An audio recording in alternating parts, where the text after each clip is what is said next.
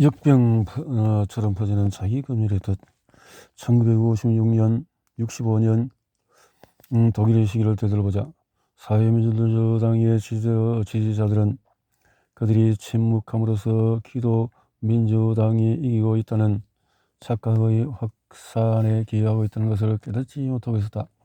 그렇게 만들어진 침묵에 나서는 노인만에게 영감을 줘서 침묵을 지키는 것이 얼마나 큰 위험을 품고 있는지 고찰하게 했던 것이다.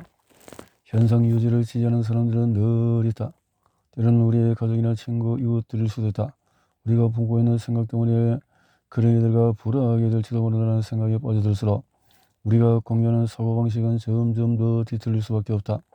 진실은 점점 더 공연한 거짓말과 비밀이 되어서 골마가 들어가면서 마치 불꽃은 임금 이야기처럼 되어버리고 만다. 하지만 진실을 말할 만큼 용감한 이가 아무도 없는 상황은 너무도 흔하다. 그래서 결국 아무도 아무 말도 하지 않는다. 그렇게 우리가 입을 다물어 버리면서 실은 소수에 불과한 임금님 주변의 아청꾼들이 마치 다수인 것처럼 보이게 된다. 어려운 질문을 회피하며 갈등을 피하는 것이 더 쉬운 선택인 것처럼 보이는 순간을 우리는 늘 맞이한다. 그리고는 침묵을 택한다. 하지만 인간관계나 이해 득실을 이유로 한발 물러서는 우리는 세상 모든 것이 불안당들에게 힘을 실어주는 것이라 다를 바 없다.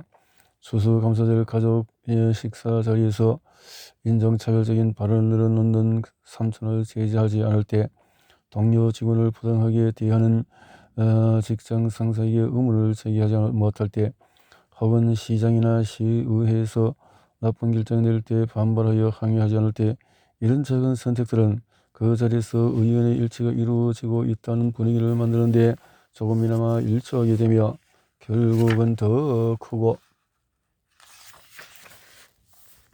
광범위한 집단 착각에 힘을 실어주게 되는 것이다. 오해하지 말아야 할 사실이 있다. 여러분과 나는 지금 이 순간에도 집단 착각에 휩쓸려 다니는 중이다.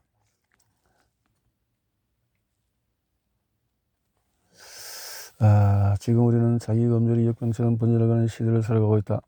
2020년 7월 카터 인스티튜트 연구자들은 개인적인 견해를 공적으로 발표할 때 사람들이 느끼는 감정에 대한 설문조사를 진행했다.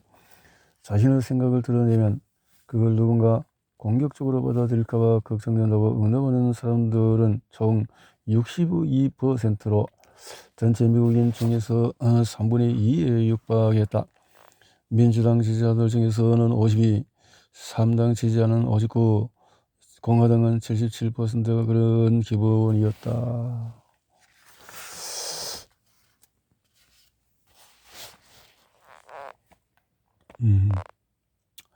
2019년에 수행된 조사에 따르면 고졸 이하 학력자의 경우에 자기 검열을 한다는 사람이 27%에 지나지 않았다. 하지만 고졸자와 대학 재학생들은 각각 34%와 45%가 자기 검열을 한다고 응답하였던 것이다.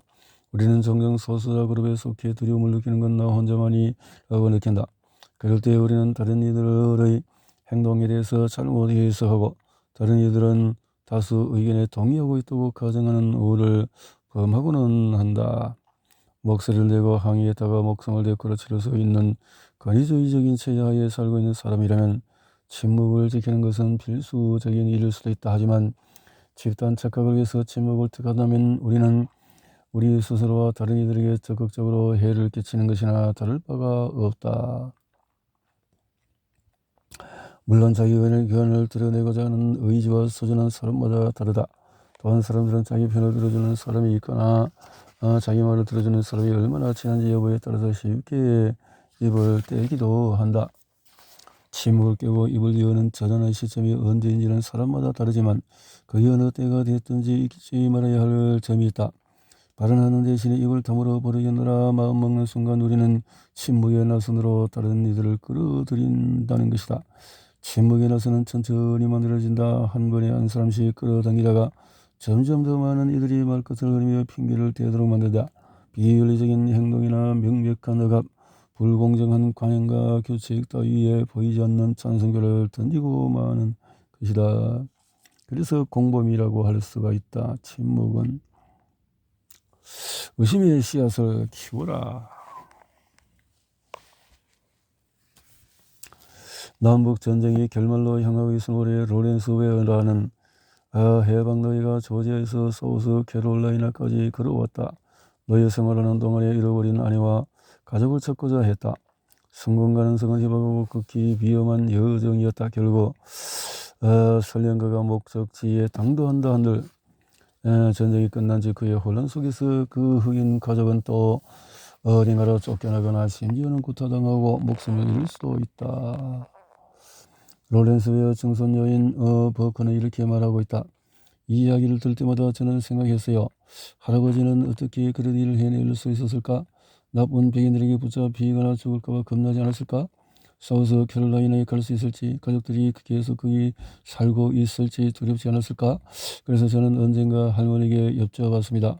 왜 할아버지가 그 여정을 거쳐서 오실 거라고 생각하고 있었냐고요? 할머니는 대답하셨죠. 증조 할머니는 그것이 가능할 거라고 믿고 있었을 거라고 나도 그렇게 생각했단다. 오늘날을 살아가는 버크 역시 꿈을 꾸고 있다. 성폭력과 성적 학대를 둘러싼 수세기에 걸친 침묵의 공제를 깨뜨릴 수 있으리라는 꿈이다. 그는 전 세계로 퍼져나간 미투 운동의 창시자로서 우울한 통계 수치를 종종 인용한다. 가령 여하는 4중에서 하나, 남아는 6중에 하나가 매년 성폭력을 경험한다. 트랜스젠더 여성의 경우는 매우 대다수가 성폭력 피해자다. 유색인종과 장애인들이 겪는 고통 역시 통계적으로 도드라져 보인다. 흑인 소녀들 중에서 60%는 18세 이전에 성폭력을 경험한 바가 있다. 브롱스 출신인 그는 약 30여년간 활동가로 살았다. 사회적으로 소외된 젊은이들을 조직하고 지원하는 것이 그의 주된 역할이었다. 그는 알라바마의 한 유스 캠프에서 일할 때 어떤 13세 소녀를 만났고 그 만남이 미투 운동으로 이어졌다. 어느 날 버크와 단둘이 있던 자리에서 소녀는 브롱스에게 자신이 겪었던 성폭력에 대해서 털어놓았고 버크는 할 말을 잃은 채 얼어붙어 버리고 말았던 것이다. 훗날 버크는 이렇게 회상했다. 저는 진실을 맞이할 준비가 되어 있지 않았어요. 뭔가 도움을 주고 싶었지만은 버크가 할 수 있는 것은 그저 그 소년을 다른 누군가에게 소개해주는 것뿐이었다. 그 소년은 이후에 다시는 유스 캠프로 들어오지 않았고 버크는 언제나 궁금했다. 소년은 그 후에 어떻게 되었을까? 도저히 떨쳐낼 수 없었던 죄책감이 솟아났고 버크는 스스로에게 묻고 또 묻고 물었다. 왜 저는 나도 그런 일을 겪어서 라고 말하지 못했을까요?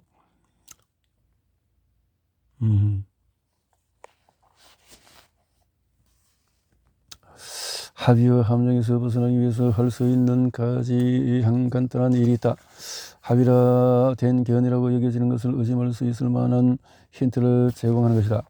진짜건 아니건 다수로 여겨지는 사람들의 의견이 사실이며 올바른지 알아보기 위해서는 아주 작은 의심의 씨앗만 있어도 충분하다. 가령 이런 말을 해보는 것이다. 아직 마음을 정하지 않았어요. 혹은 한편으로 A라고 볼 수 있지만 다른 한편으로는 다른 선택지가 있다는 것을 드러내기 위해서라면 이런 화법도 가능하다. 저는 한 친구가 있는데요. 라고 하는 걸 어딘가 읽었거든요. 이렇게 말하면서 우리의 대화의 주제에서 벗어나지 않으면서도 집단 착각을 부정할 수 있는 여지를 남겨둘 수 있다. 또한 기꺼이 반발 의사를 드러내지 못하는 다른 이들 또한 한숨 돌릴 여지를 갖게 되는 것이다. 사안에 양면성이 있거나 의견이 혼재되어 있다는 것을 드러내는 것만으로도 도화선에 불꽃을 붙이는 경우도 종종 있다. 서로 의견과 대립되는 입장을 드러낸다고 해서 반드시 집단의 분노가 우리 머리 위로 쏟아질 것이라고는 볼 수 없다는 점 또한 잊지 말아야 한다. 사실 그보다는 정반대의 상황이 벌어질 가능성이 더 높다. 비행 청소년 조니 로커에 대한 사고 실험을 떠올려 보면 알 수 있다시피 실험 참가자 중에서 다수는 일부러 삐딱한 의견을 내는 토음을 즉각 추궁하거나 하지 않았다. 대신에 그들은 토음의 생각을 바꾸도록 설득하고자 노력했다. 다수 의견과 대치되는 생각을 드러내는 것은 다른 이들의 진심을 파악할 수 있는 탁월한 방법 중에 하나인 것이다. 일부러 반대 의견을 내보았을 때에도 사람들이 반대편에서 강한 입장을 드러낸다면 우리는 그 의견을 낸 사람이 해당 집단의 진정한 관점을 반영하고 있다고 간주할 수 있다.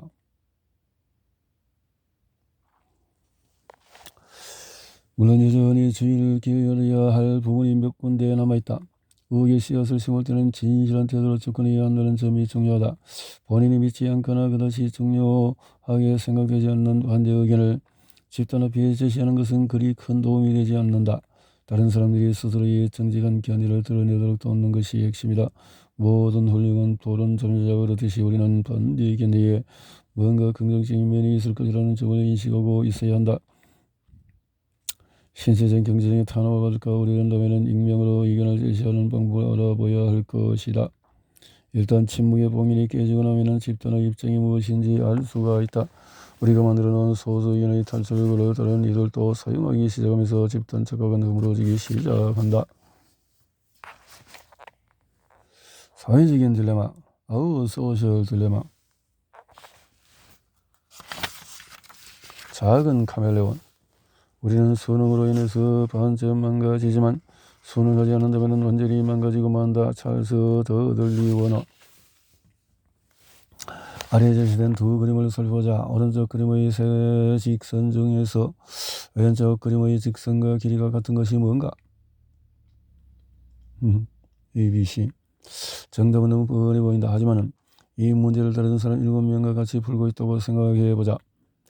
이제 당신이 어떤 대답을 하느냐도 실험 일부다. 두 그림을 유심히 바라본 당신은 첫 번째 그림에 그려진 직선의 길이가 두 번째 그림의 C의 길이와 같다는 결론을 내렸다. 하지만 여기 함정이 있다.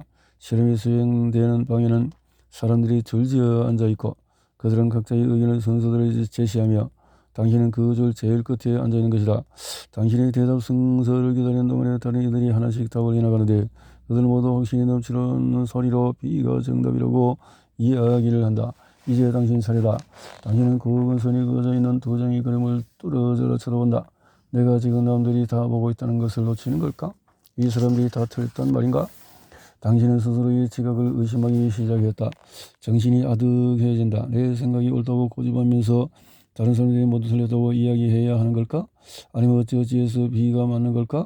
내 잣대를 지키는 걸까? 아니면 내 눈으로 보이는 증거를 무시하고 다른 사람들의 의견을 따라야 할까? 물론 대부분의 심리학 실험이 그렇듯이 실험 대상인 당신이 모르는 사실이 몇 개 있다. 첫째, 당신과 같은 실험관에 소속한 다른 7명은 일바 협조자들이다.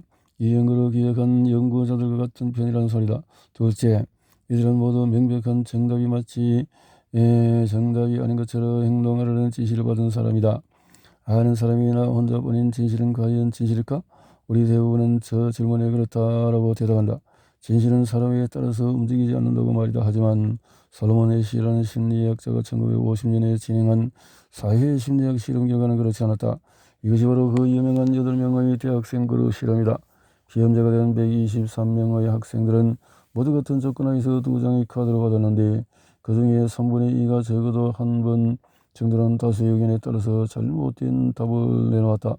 물론 일부는 다수의 압력에도 불구하고 끝까지 자기 눈으로 본 내용을 고수했지만 본인이 오답을 말하고 있다는 걸 알면서도 잘못된 답을 이야기한 경우는 역시 약 37%에 달했다 등등.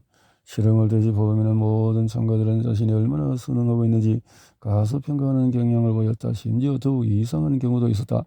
다수의 항복한 이들 중에서 일부는 본인들의 눈에 보이는 것을 믿지 않고 대신에 큰 집단이 이야기한 것을 철석같이 믿고 있었던 것이다. 먼 훗날 2000년에 에모리 대학의 심리상담학자 신경과 그레고리 번스는 애쉬의 실험을 재현했다. 번스에게는 애쉬가 활동하던 시절까지 세상에 존재하지 않던 새로운 도구가 지어져 있었다. fMRI라는 새로운 기술을 통해서 번스는 비험자가 결정을 내릴 때 그들의 인해서 어떤 일이 벌어지고 있는지 관찰할 수 있었는데 번스는 비험자들이 집단에 순응할 때마다 확신과 보상에 관련된 뇌의 영역이 활성화되는 것을 발견했다. 반면에 비험자들이 집단의 의견에 동의하지 않을 때에는 불쾌한 감정과 연관되어 있는 뇌의 영역인 손해 편도가 비험자에게 오류 신호를 보냈고 그로 인해서 비험자들은 불편함을 느끼게 되었다. 더 흥미로운 점도 있었다. 집단의 의견에 순응한 사람들의 뇌의 시각 시스템에 실제로 물리적인 변화가 일어났던 것이다. 이는 그 사람들이 실제로 보고 있는 내용 자체가 달라질 수 있음을 시사했다. 그러니 집단에 순응한 사람들 중에서 일부는 그들 눈에 보이는 그대로의 진실을 이야기하고 있던 셈이다. 애쉬와 번스가 모두 확인했다시피 우리 인간은 집단과 달라붙어 있도록 생물학적인 차원에서 결정된 존재다. 사회적인 동물이다. 그 말이요. 호모 사피엔스의 사회적인 기술, 인간 유아 성체가 된 심팬지 그리고 원숭은 오랑우탄 한 마리가 있다고 생각해보자. 아이들 중에서 도구를 사용하고 어떤 장난감이 더 큰지 인간 유아라고 생각한다면 오산이다. 2세 이상 어린이를 대상으로 한 종결 교차 실험 결과를 살펴보자. 앞서 말한 것처럼 물리적인 환경에서 관련되어 있는 테스트에서 인간 유아는 인류의 친척이라고 할 수 있는 침팬지 오랑우탄들과 그리 다를 바 없는 점수를 기록했다. 하지만 의사소통을 하며 다른 이의 생각을 추측하는 것과 관련된 사회적인 능력 시험에서 유아들은 유 인원을 최소한 2배 이상의 점수로 따돌리고 있었다. 물리적인 세계를 다루는 능력에서 인간이 기타 유인원보다 반드시 더 똑똑하다고는 할 수 없다. 하지만 인간처럼 사회적인 지향성을 지니고 있으며 다른 이의 반응을 관찰하고 따라하는 데 있어서 침팬지나 오랑우탄은 인간과 비슷한 수준에 절대 도달하지 못한다는 것이 연구자의 결론이었다. 이런 사회적인 기술은 어떻게 진화한 것일까? 인류학자들은 약 200만 년 전에 수렵체 집단계에 있던 우리 조상들이 거대한 가족 집단을 이루고 살며 생존에 도움을 받았던 것으로 생각한다. 이렇게 우리의 조상님들은 예측 불가능한 환경을 헤쳐나가며 포식자를 물리치고 식량을 비롯해서 생존에 필요한 자원을 확보해 나갔던 것이다. 이 초기 인류들은 또한 시간 감각 및 의사소통 능력을 발전시켜 나갔고 결과로 인류는 가장 가까운 사촌인 침팬지와 다른 길을 걷게 되었다. 지금까지 확인한 바에 따르면 침팬지는 엄청나게 더웠던 지난 여름 날씨라든가 다음 주에 눈이 올지 말지를 따위를 놓고 다른 침팬지와 잡담을 나누지 못한다. 우리 호모사피엔스가 복잡한 언어를 구사할 수 있게 되면서 모든 것이 달라졌다. 우리는 물리적인 사물이나 상황과 맥락이 주어져 있지 않더라도 복잡한 설명을 해낼 수 있다. 가령 이 딸기는 먹어도 괜찮아. 이 도구는 짐승의 가죽을 벗겨내기에 제격이야. 저곳에서는 강을 건널 수 있어. 이렇게 불을 피우면 돼. 같은 이야기를 할 수 있게 된 것이다. 우리는 과거의 미래를 상상할 수 있게 되었을 뿐 아니라 이렇게 그로 수천 세대가 이어져 왔고 우리의 사회생활 세팅하고 의사소통을 가능하게 해주는 내 신경은 점점 더 커졌고 현재는 침팬지의 3배나 다른다. 사회적인 두뇌가 발달하는 방향으로 진화한 인류는 모든 조상들에게 지식을 전수하기 시작했고 우리는 추상적인 기호에 대한 공동의 이해 방식을 개발해냈다.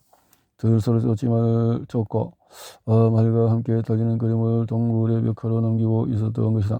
우리는 이적인 장래의식을 만들고 점점 더 복잡한 문제를 함께 해결해 나갔다. 우리는 문화와 종교를 개발했고 인생이란 무엇인가 우리는 왜 여기 있는가 같은 공통의 질문에 대답할 필요를 느끼기 때문이다. 이런 질문에 함께 대답을 찾아나가는 가운데 인류는 심지어 유아들마저도 다른 동물이 따라오지 못하는 사회성을 지니는 동물이 됐고 이 행성을 지배하는 종으로 거듭났다.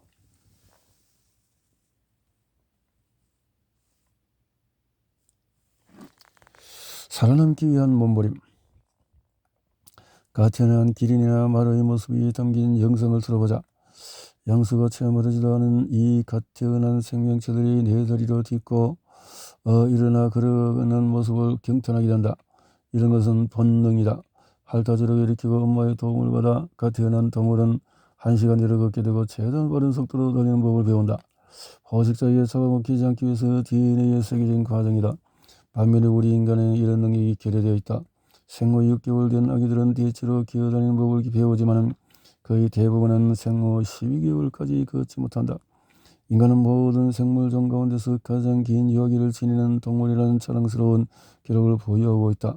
아기들은 최소한 생존 능력을 갖기 위해 임신 기간보다도 더 오랜 기간을 어른들에 의존해야 한다.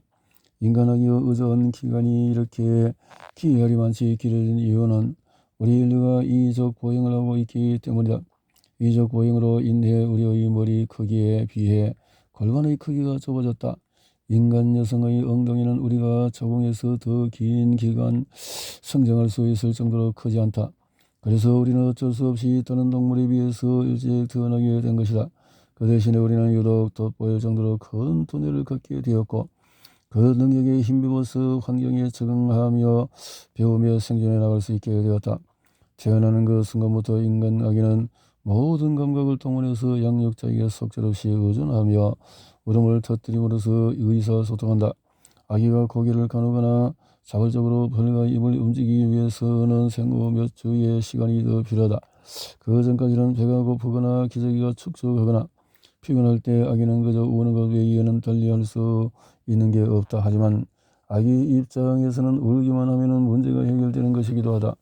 양육자가 아기에게 애정과 애착을 느끼고 있다면 아기와 양육자는 모두 친밀감을 증대해주는 호르몬인 옥시토신의 분비를 경험하게 된다. 그 호르몬의 작용으로 어른은 아기를 지키고 싶어지며 아기는 안전한 편안을 느끼게 되는 것이다. 머지않아 아기는 양육자의 얼굴 표정을 인식하고 이해할 수 있게 되며 곧 그것을 모방하기 시작한다. 미소는 미소를 넣고 찡그린 표정은 찡그린 표정으로 이어진다. 이런 표정과 감정의 교환을 통해 더욱 공고한 유래가 형성이 된다.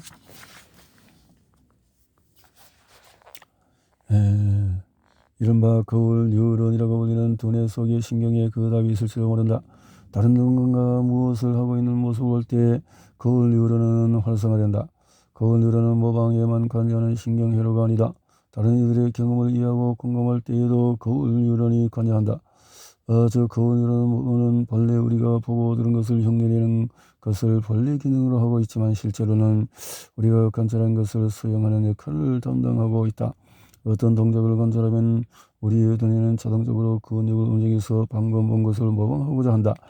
이렇게 우리는 다른 이들을 통해서 빠른 속도로 배워나가게 되는데 이 모든 과정은 전적으로 무의식적 차원에서 이루어진다. 모방衝動은 사회적인 연결망을 형성하는 역할도 한다. 누군가를 따라간다는 것은 결국 그에게 찬사를 원하는 것과 크게 다르지 않으니 말이다. 워싱턴 대학에서 가르치고 있는 나의 동료인 앤드 멜트 조프는 이러한 환경 과정을 탐구하기 위해서 아이들이 모방을 통해서 배우는 과정을 관찰했다. 멜트 조프는 14개월이 된 아기와 음모로 이루어진 피험 그룹을 70팀 확보하여 엄마가 아기를 무릎에 앉혀놓고 있는 동안에 뇌파의 변화를 관찰했다. 연구자는 아기를 마주 보는 위치에 앉아 있었고 연구자와 아기는 사이에는 깨끗한 플라스틱 도움 형태의 장난감이 놓여 있었다. 실험자는 손이나 발로 플라스틱 도움을 건드린다. 그러면 음악과 함께 장난감에서 화려한 색깔의 조명이 돌아가는 것이다. 결과는 예상대로였다. 실험자가 장난감을 발로 건드리면 아기의 두뇌에서도 지각 및 이동에 관련된 DNA 피질이 활성화되는 것을 확인할 수 있었다. 실험자가 플라스틱 장난감을 왼손으로 만지면 아기의 두뇌 중에서 왼쪽 관련 부분이 활성화되고 오른손으로 만지면 오른쪽이 활성화되었다. 이 현상을 달리 표현하자면 아기는 실험자의 손과 발을 마치 자신의 것인 양 연결짓고 있었다. 어른의 행동은 모방을 통해서 그 자녀들로 이어지게 되는 것이다. 멜트 조프는 이 현상을 이렇게 설명했다. 아기들은 당신을 보면서 동시에 스스로를 보게 된다. 지각과 행동 제어 사이의 이 연결은 아기가 성장하면서 더욱 튼튼해진다. 즉 양육자가 아이와 맺는 무의식적인 상호 모방 관계는 양자 모두에게 친숙함과 애정의 기반을 둔 관계를 제공해주며 이는 공유된 문화에 대한 적극적인 참여로 이어지는 것이다. 우리는 아무리 잘한다 해도 이 본능적인 모방으로부터 벗어날 수가 없다. 모방은 우리 인간을 규정짓는 본질 중에서 하나가 되어 있다. 너무도 보편적인 현상이기 때문에 아예 따로 이름이 붙어 있을 정도다.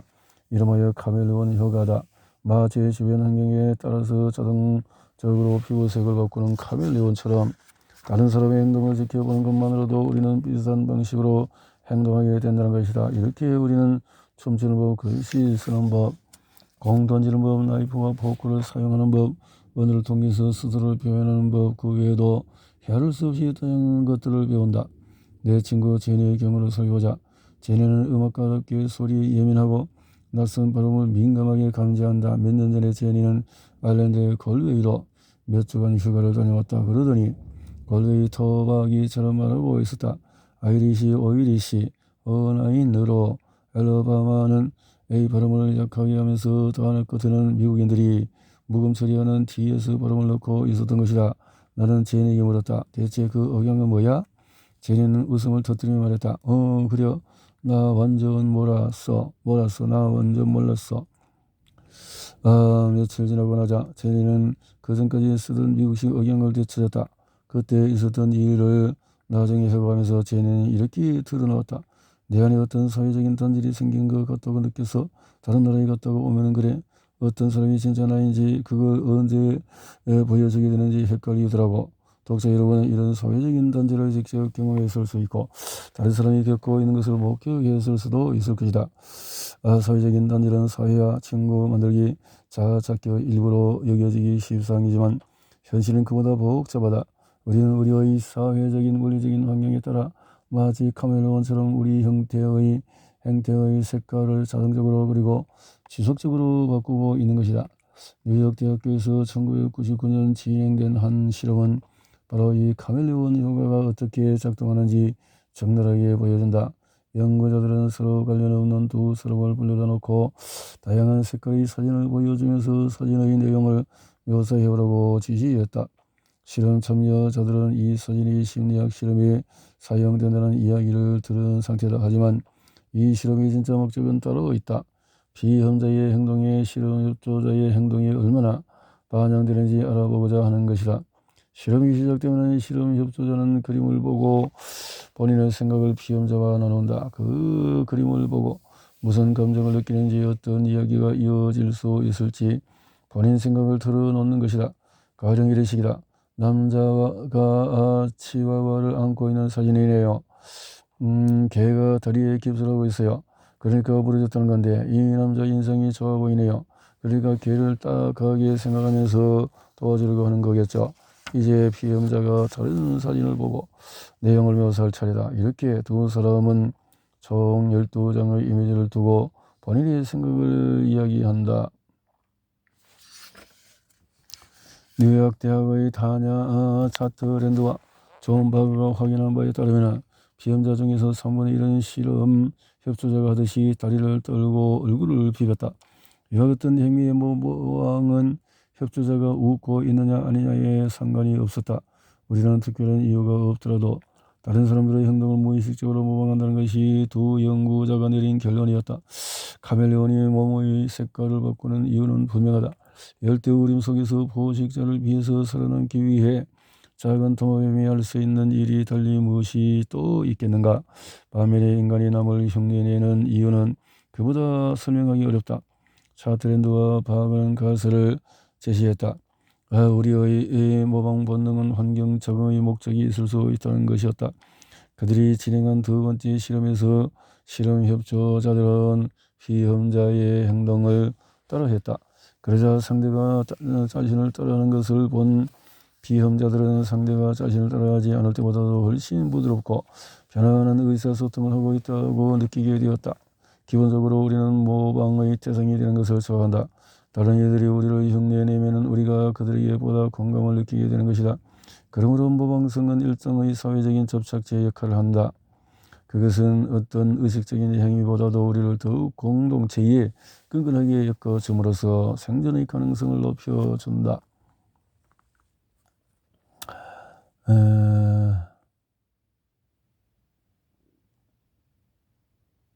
모방. 다른 사람의 욕망에 주의하다. 지금 당신은 극장에 들어와 있다. 과자 코너로 한 걸음씩 다가갈 때 뜨거운 버터가 뿌려진 팝콘 냄새가 코를 찌르고 침샘을 자극한다. 가운데 너머에는 나초 한 바구니와 그것을 찍어 먹기 위해서 딱 좋아 보이는 황금빛 치즈가 담긴 상자가 있고 당신의 눈길은 그것을 향한다. 분명 그 나초를 보기 시작까지만 해도 당신은 팝콘 냄새에 끌려서 이곳에 왔던 쫀득이 같은 것도 하나 먹을까 하고 있었다. 하지만 당신보다 앞서 과자 코너에 줄을 선 사람들 중에서 벌써 2명이 나초를 시켰다. 한 걸음씩 다가갈수록 당장 판매 가능하도록 세팅되어 있는 나초는 이제 하나밖에 없다는 사실이 자꾸 눈에 걸린다. 이제 당신이 주문할 차례다. 이미 마음은 정해졌다. 나초 하나에 쫀득이 하나 주세요. 신용카드를 건네는 당신은 웃음을 감출 수 없다. 다른 쪽 줄을 담당하는 직원이 죄송한데요. 지금 나초는 떨어졌어요. 라고 말하는 소리가 들려왔기 때문이다. 그 짧은 찰나의 순간에 종이바구니에 담긴 나초 세트 하나가 순식간에 치열한 경쟁의 대상이 되고 만 셈이다. 별것 아닌 사소한 것 방금 전까지만 해도 신경조차 쓰지 않았던 것이 어째서 이렇게 중요한 가치를 지니게 되었을까? 프랑스 역사학자 철학자인 르네 지라르는 인류 강대한 역사를 통해서 등장하는 이와 같은 갈망을 찾아가는데 오랜 세월을 바쳐왔다. 그는 그것을 모방욕망이라고 불렀다.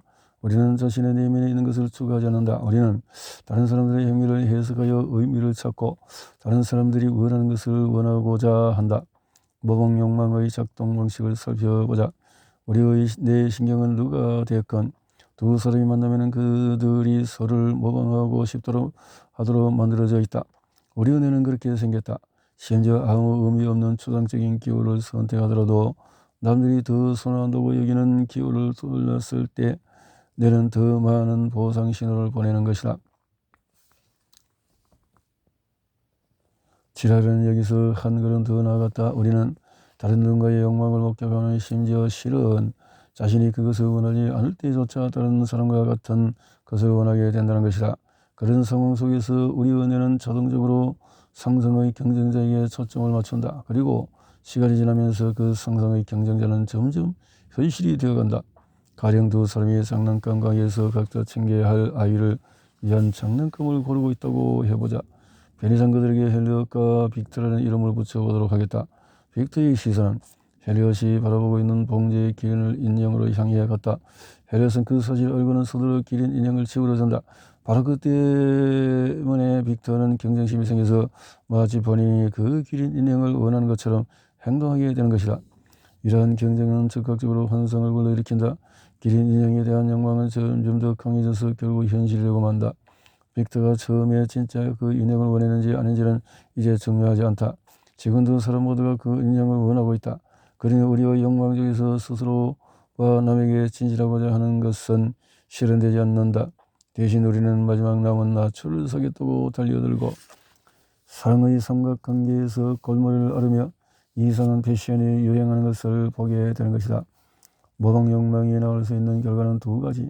하나는 좋은 것이고 하나는 나쁜 것이다. 집단 구성원끼리 보다 나은 연결감을 얻을 수 있다는 것은 긍정적인 면이다. 목적물이 공유 가능하여 경쟁하지 않고도 두 사람이 같은 목표를 추구할 수 있다면 그들이 가진 공통의 욕망은 확산 가능하다. 특히 종교적인 신앙심 같은 특정 사례는 바로 이런 공유된 욕망에 기반하고 있으며 그 위에서 공통의 이해와 안정감이 나온다. 오래전부터 이어져온 노래를 즐거운 마음으로 부르고 서로를 끌어안으며 옥시토신이 분비되고 사랑과 공감을 키워나가는 것이다. 그럴 때 우리는 다른 사람의 입장에서 세상을 바라보면서 그들이 느끼는 감정과 욕망에 주목하게 된다. 다양한 관점을 지닌 이들에게도 같은 공감을 느껴서 그들의 차이를 인식하게 된다면 더 바랄 나위가 없을 것이다. 하지만 모방 욕망은 훨씬 어두운 결과를 낳을 수도 있다. 공유할 수 없는 것들 사람이 함께 원하면 경쟁은 치열해지고 대립구도가 형성되며 폭력이 분출되기도 한다. 모세가 받아온 10계명에 내 이웃의 아내를 탐하지 말라고 써있던 것만 보아도 알 수 있듯이 서구 문명은 출발부터 이러한 욕망을 금기시해왔다. 다른 사례도 마찬가지다. 두 아기가 장난감 하나를 두고 싸우고 있다거나 이혼한 부녀가 자녀의 양육권 혹은 계를 누가 키울지 여부를 두고 싸운다거나 이웃끼리 땅을 놓고 분쟁을 벌이거나 누가 집권할지를 두고 두 정당이 서로를 악마화하는 경우 등을 떠올려보자. 두 나라가 제한된 차원을 두고 전쟁을 벌이는 경우도 가능하다. 즉 우리는 원하는 것의 공급이 충분치 않을 때면은 서로를 바라보고 대립하기 시작하는 것이다. 욕망의 대상이 희소하다는 잘못된 인식으로 인해 경쟁 본능이 더욱 치열해지는 경우도 있다. 가령 미국인들은 일자리와 재화가 한정되어 있으며 제로섬 게임의 경쟁을 한다는 생각 때문에 난민과 이주민들을 위협적인 존재로 받아들이곤 하는 것이다. 자라는 인류의 역사 전체를 놓고 이러한 경쟁 본능을 고찰했다. 그가 볼 때 경쟁을 향한 본능은 그저 다른 사람이 무언가를 원하는 것을 보는 것만으로도 촉발되는 것이었다. 태어날 때부터 죽을 때까지 우리는 사회적인 본능으로 인해 다른 이를 모방하고 유대감을 느끼며 다른 이들과 스스로를 비교한다. 이런 과정 속에서 우리는 스스로의 믿음이나 생각이 아니라 우리가 걸어보는 다른 사람들의 모습에 맞춰 스스로를 교정해 나가는 스스로를 발견하게 되는 것이다.